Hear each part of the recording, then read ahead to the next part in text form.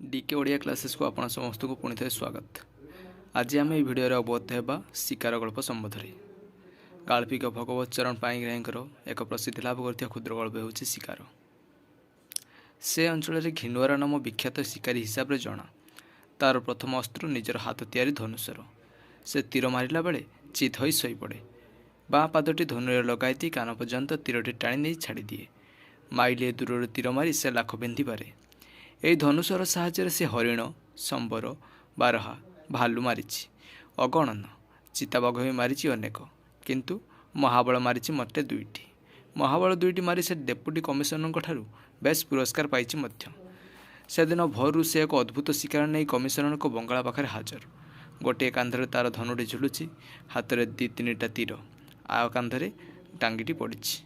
घिनुआ को ए अवसर देखि अर्दली पचारिला, किरे आज कि शिकार आनिचु? घिनुआ संगे संगे तार भल जनाशुना तार बक्सिस्र अंशीदारी से केतेथर होइछि। उत्तर में घिनुआ ता मैला दांत दुई धाड़ी केवल देखाईदेला। से हसिला कि खेंकिला जानिबार उपाय नहीं।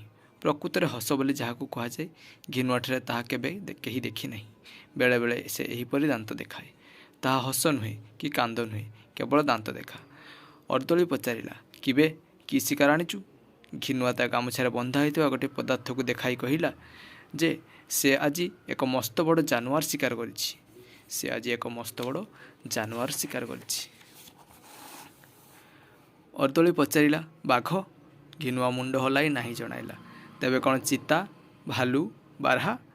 घिनुआ केवल मुंड हलाई गला। आउ तेबे कौन बे? गोलमाल शुणी साहेब बंगला भितर बाहरी आसिले। घिनुआ मुंडिया मारी पुणी साहेब को सेपरी दांत देखाइला।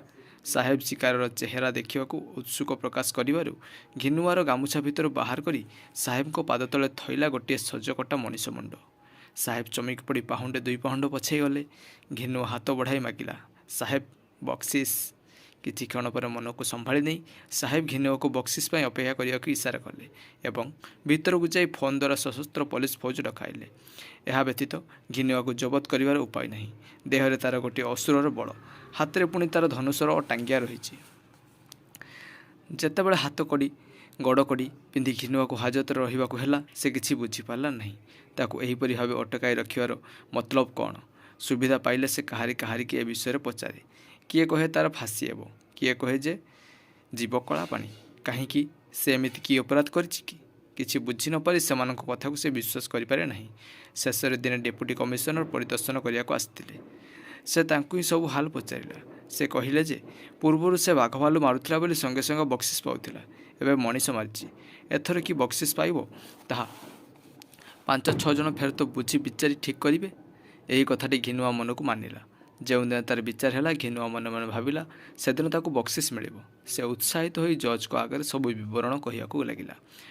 से जो गोविंद सरदार को हाणिला सेथिपाई ताकू कम कष्ट करिया को पड़ी नहीं। आउ अनेक लोक ताकू मारिबाकू छकिथिले, किंतु केही पारि नथिले। गोविंद सरदार जे सबुबेले मोटर रे जीवा आसिया करे।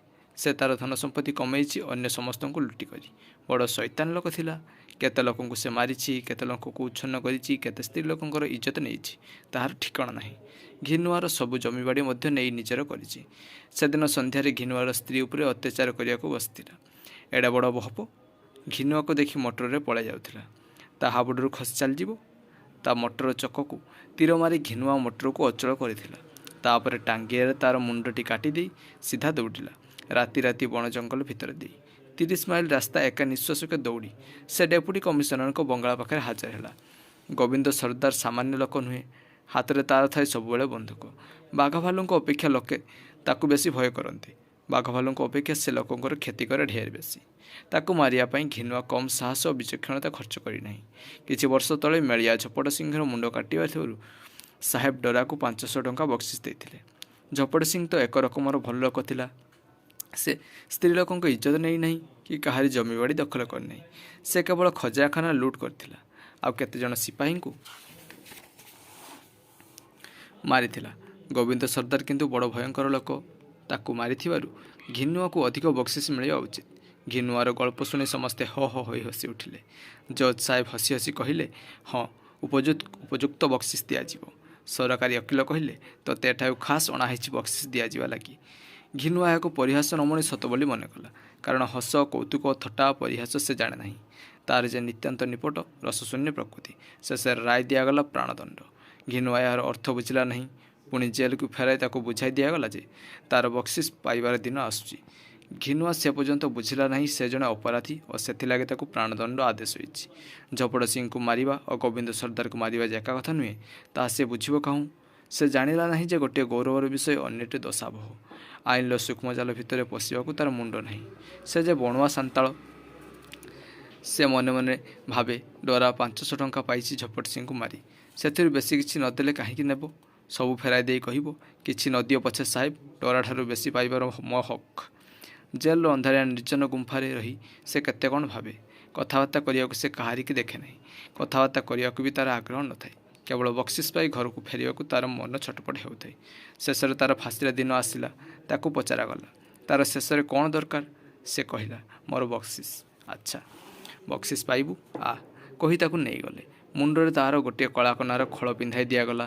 ଘିନୁଆ ମନେ ମନେ ବିଚାରିଲା, ଆଖିରେ ଅନ୍ଧ ପଟଳି ଦେଇ ହାତରେ ତାର ସୁନାରୂପ ଢାଳି ଦିଆଯିବ।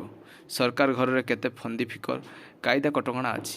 ଖାଲି ସିମିତି କ'ଣ ବକ୍ସିସ୍ ଦିଆଯିବ? ସେ ଘରକୁ ଫେରି ସବୁ ଦେଖାଇବ।